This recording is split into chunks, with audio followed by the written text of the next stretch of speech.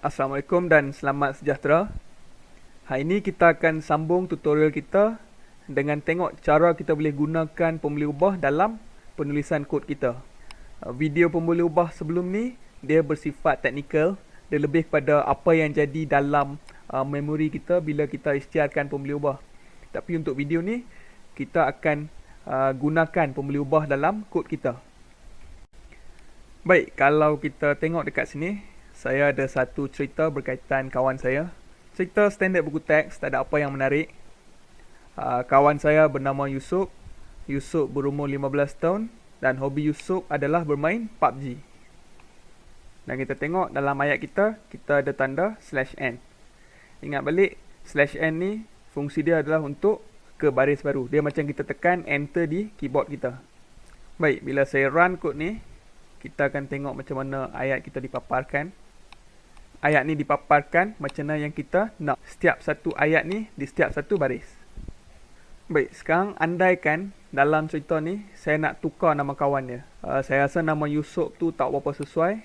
Saya nak tukar ke nama lain. Contohnya nama Ashraf. Apa yang saya boleh buat? Untuk tukar nama tu, setiap kali saya jumpa nama Yusuf, saya tukar ke Ashraf. Okay, kemudian cari lagi dalam cerita saya ni, nama Yusuf dan tukar ke Ashraf. Baik, dalam ni ada 3 kali nama Yusuf. Saya dah tukar ke Ashraf. Dan bila saya run, sekarang tengok kod kita paparkan nama kawan sebagai Ashraf. Ini satu cara yang boleh digunakan. Tapi kalau kita tengok cara ni dia agak renyah. Sebab kita nak kena cari nama tu dalam ayat kita. Kemudian kita kena tukar dia secara manual. Dan dalam kes ni, kerja kita tak susah lah sebab kita ada 3 ayat saja. Bayangkan saya ada satu buku. Saya tulis buku tu dalam Python, kemudian saya nak tukar nama kawan saya. Jadi memang sangat renyah kalau saya nak cari nama kawan saya tu nak tukar ke nama lain. Apa yang kita boleh buat adalah kita boleh jadikan nama kawan kita tu sebagai satu pembeli ubah. Jadi ingat balik, saya kata pembeli ubah tu adalah satu bekas di mana satu nilai tu boleh disimpan. Nilai tu boleh jadi nombor ataupun teks. Jadi apa yang saya boleh buat adalah saya boleh buat satu pembeli ubah bernama nama kawan. Dan kemudian saya gunakan simbol sama dengan. Simbol sama dengan ni ingat dia adalah operasi persamaan. Dia digunakan untuk assign pembeli ubah. Dan nilai yang saya letak dalam pembeli ubah nama kawan ni adalah Ashraf. Dan ingat, untuk jenis data teks atau string, kita perlu gunakan tanda petikan berganda atau tanda petikan tunggal. Okey. Sekarang dalam ayat saya tukar setiap tempat yang saya jumpa Ashraf dengan pembeli ubah nama kawan. Saya save kod saya. Dan bila saya run, kita tengok kita dapat satu ralat dekat sini. Instead of paparkan nama Ashraf, Python paparkan perkataan pembeli ubah ni, nama kawan. Kita tak mau macam tu. Kita nak dipaparkan kawan saya bernama Ashraf. Ashraf tu adalah nilai pembeli ubah ni. Jadi ini adalah satu ralat yang kita perlu atasi. Baik, untuk selesaikan masalah tadi, kita kena tengok balik bahagian jenis data dalam Python. Kenapa kita kena tengok bahagian ni? Sebab dia kita kena faham pembeli ubah kita tu dia berjenis data apa. Dan dengan information tu kita boleh gunakan cara yang tertentu untuk gabung pembeli ubah kita. Sekarang kalau kita tengok table dekat sini, dia tunjuk 2 cara yang kita boleh guna untuk gabung pembeli ubah kita berdasarkan jenis data dia. Cara pertama adalah dengan gunakan simbol tambah. Simbol tambah ni dia dipanggil concatenation operator. Dan apa simbol ni buat? Dia boleh gabung kategori jenis data yang sama tanpa white space. Untuk sekarang kita fokus bahagian pertama ayat ni dulu. Gabung kategori jenis data yang sama.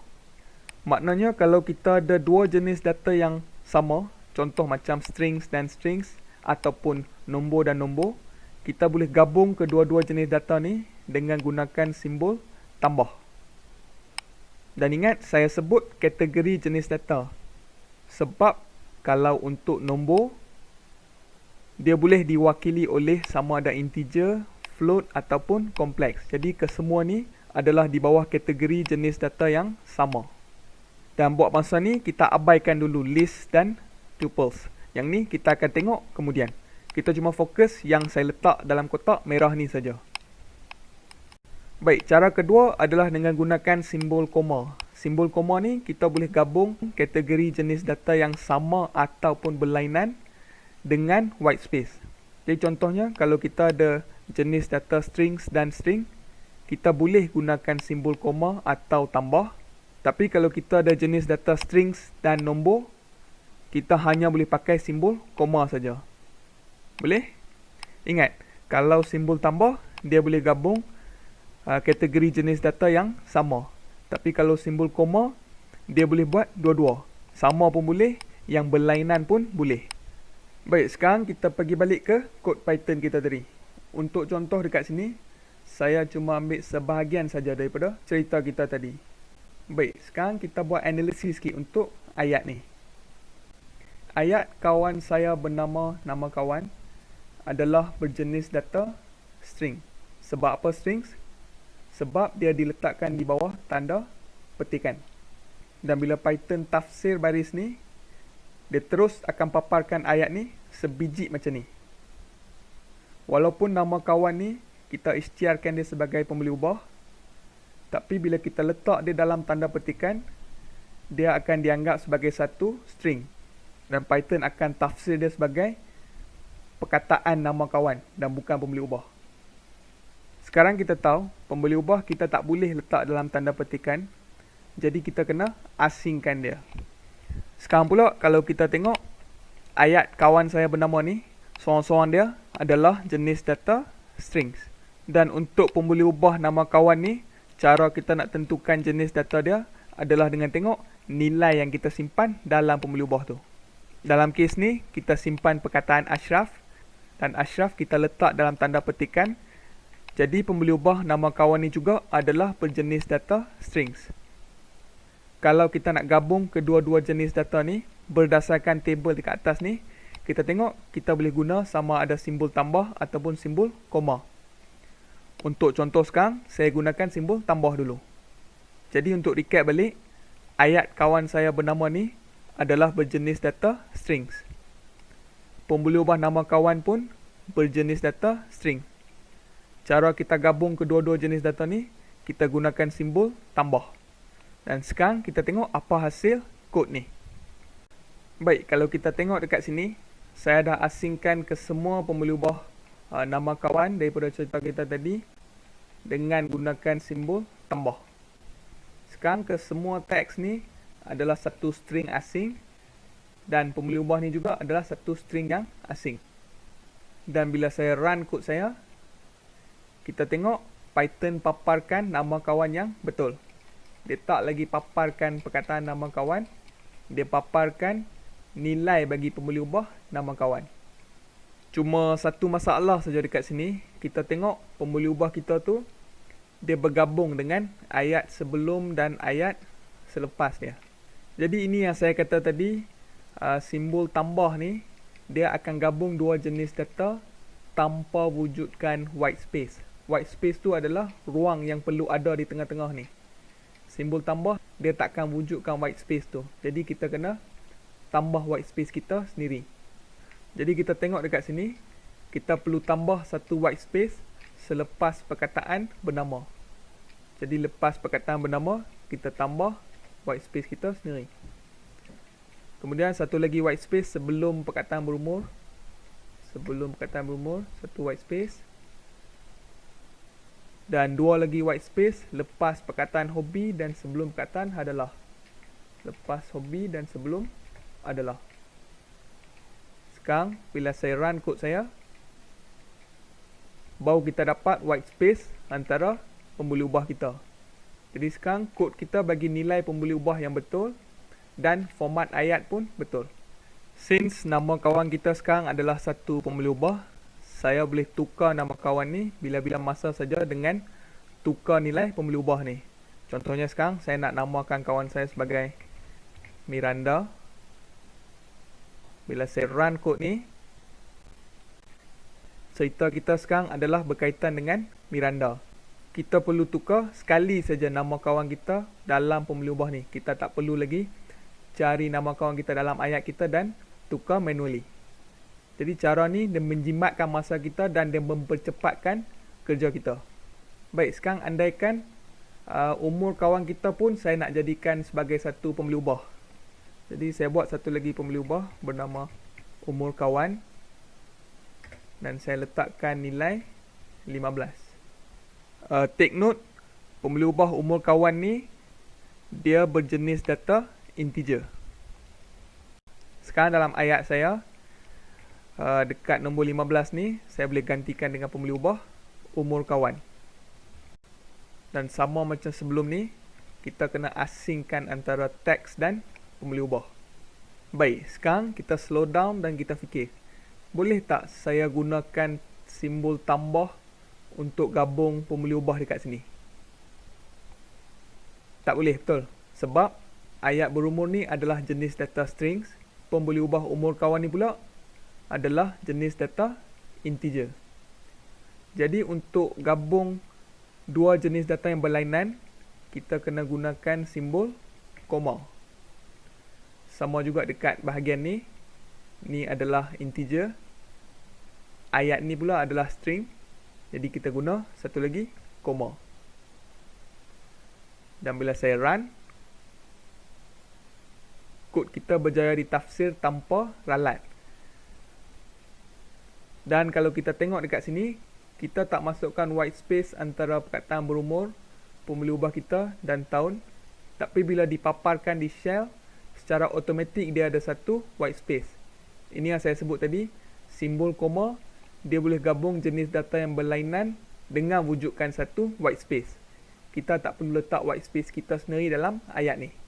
Satu cara menarik gunakan pembeli ubah ni adalah kita boleh bagi pengguna program kita tentukan nilai pembeli ubah tu ikut kehendak mereka. Contohnya dalam kes ni, kita boleh bagi pengguna kita masukkan nama kawan diorang sendiri untuk digunakan dalam cerita kita. Cara nak kod dia cukup senang. Kita gunakan fungsi input. Dan dalam kurungan input ni, saya masukkan mesej yang saya nak dia paparkan di skrin shell. Contohnya dalam kes ni, saya nak dia paparkan, sila masukkan nama kawan anda. Baik, tujuan fungsi input ni adalah untuk terima input ataupun nilai daripada pengguna. Bila Python sampai ke baris yang ada fungsi input, dia akan hentikan pentafsiran kod dia dekat baris tu. Sebab apa dia berhenti? Sebab fungsi input ni dia tengah tunggu pengguna masukkan nilai dia. Dan lepas pengguna masukkan nilai dan tekan enter, Python akan sambung pentafsiran kod. Dan nilai yang kita masukkan tu akan disimpan dalam pembeli ubah yang kita samakan dengan fungsi input tu. Contohnya dalam kes ni, apa nilai yang saya masukkan nanti akan disimpan dalam pembeli ubah nama kawan. Dan bila saya run kod saya, kita tengok Python dia tunggu saya masukkan input saya. Dan dalam kes ni dia minta saya masukkan nama kawan. Jadi saya tulis Majima. Selagi saya tak tekan enter, dia takkan sambung dengan pentafsiran dia. Saya tekan enter, nama Majima yang saya masukkan tadi dia simpan dalam pembeli ubah nama kawan. Dan pembeli ubah tu kita guna dalam cerita kita. Jadi cerita kita sekarang adalah berkaitan dengan Majima. Ini cara dia kalau kita tengok dalam video games, contoh macam PUBG, Skyrim ke Mass Effect. Bila kita buat karakter kita, dia akan minta kita masukkan nama karakter kita tu. Jadi cara dia lebih kurang macam ni lah. Dia akan simpan nama yang kita masukkan tu dalam satu pembeli ubah. Dan kemudian dia akan gunakan pembeli ubah tu untuk paparkan nama kita masa kita tengah main. Baik, andaikan sekarang saya nak simpan markah matematik saya untuk setahun. Dan kita assume dalam setahun kita ada 4 periksa. Baik, kalau kita tengok dekat sini, kita ada 4 markah matematik yang kita simpan dalam 4 pemboleh yang berbeza. Dan kalau kita tengok balik, kita boleh kategorikan keempat-empat markah ni di bawah satu kategori data yang sama. Sebab kesemua data ni adalah markah periksa. Periksa apa? Periksa matematik. Dan nama pemboleh dia pun sama, kecuali nombor dekat belakang ni saja yang berbeza. Jadi bila kita ada situasi macam ni, apa yang kita boleh buat adalah kita boleh gunakan list. List dia boleh simpan beberapa nilai data dalam satu pemboleh. Cara nak kod dia macam ni. Kita buat satu pemboleh bernama markah maths. Kemudian kita gunakan square brackets. Dalam square bracket ni kita masukkan ke semua nilai kita. 25, 58, 20 dan 12. Sekarang ni apa yang kita buat? Kita masukkan ke semua markah ujian matematik kita untuk setahun dalam satu pemboleh. Jadi sekarang saya tak perlu 4 pemboleh dekat atas sini. Baik, kalau saya nak paparkan markah matematik saya tulis print markah maths. Dan bila saya run, saya akan dapat keempat-empat markah matematik saya dalam satu baris. Tapi sekarang macam mana kalau saya nak paparkan hanya satu markah saja? Contohnya, saya nak paparkan markah untuk peperiksaan kedua saja. Tak mau markah-markah lain. Untuk tu, kita kena tengok slide ni. Baik, list ataupun arrays, dia diisytiharkan dengan dua cara ni. Sama ada kita samakan dia dengan list atau kita samakan dia dengan square brackets. Dan setiap elemen dalam list ataupun array kita akan diasingkan dengan tanda koma. Baik, ini table daripada video sebelum ni berkaitan dengan variable dari segi teknikal. Kalau kita tengok dekat sini, setiap elemen dalam list ataupun array kita akan diberi satu nombor indeks. Dan nombor indeks ni bermula dengan 0. Jadi kita tengok dekat sini, 25 adalah elemen pertama dalam list markah maths. Dan cara untuk akses 25 dari memori kita adalah dengan menggunakan indeks 0. Dan cara tulis dia macam yang saya tunjuk dekat sini. Kita letak nama list tu, kemudian dalam square bracket kita masukkan nombor indeks untuk elemen yang kita nak. Dan untuk akses elemen yang kedua, nombor 58 ni, dalam memori kita, pentafsir akan kenal dia dengan indeks nombor 1. Jadi nak akses dia, kita tulis markah maths 1. Sekarang kita kembali ke Python kita. Kalau saya nak akses elemen yang kedua tadi, saya boleh akses elemen tu menerusi nombor indeks dia. Elemen dalam list akan bermula dengan 0. Jadi elemen kedua, nombor indeks dia adalah 1. Jadi bila saya tulis print markah maths 1, saya run, saya akan dapat 58. Kalau saya nak akses elemen yang terakhir, saya masukkan nombor indeks elemen terakhir ni. Jadi kat sini, yang ni 0, 1, 2, 3. Saya masukkan nombor 3 dan bila saya run, saya akan dapat nilai elemen yang terakhir, iaitu 12. Jadi list ni, dia akan mengefisienkan dan mencantikkan kod kita tu lagi. Kita tak perlu dah tulis nama pemboleh banyak-banyak macam tadi. Kita letak satu pemboleh dan masukkan semua nilai yang berkaitan dalam pemboleh tu. Dan list ni, satu kebaikan dia, dia bukannya untuk jenis data yang sama saja. Kalau kita tengok dalam kes ni, semua nombor-nombor ni adalah jenis data integer. Kita boleh combine jenis-jenis data yang berlainan dalam satu list. Contohnya kat sini saya boleh tulis 58.3. Sini pula saya buat 20.27. Katakan. Kemudian bila saya print ke semua list saya, dia masih boleh paparkan list saya tanpa ralat. Dan bukan setakat nombor saja, saya boleh masukkan jenis data string sekali. Contohnya dekat tempat 12 ni, saya nak tulis sangat sedih. Dan bila saya run kod ni, Python dapat run tanpa ralat. Jadi itu saja tutorial kita untuk hari ini. Saya harap kamu semua dapat faham apa yang saya cuba sampaikan. Dapat faham macam mana kita gunakan pembeli ubah dalam kod kita, apa kegunaan dia, macam mana dia boleh menyenangkan kerja-kerja kod kita. Jadi kalau ada apa-apa soalan, ada apa-apa yang tak faham, macam saya cakap sebelum ni, boleh ulang balik certain part dalam video ni.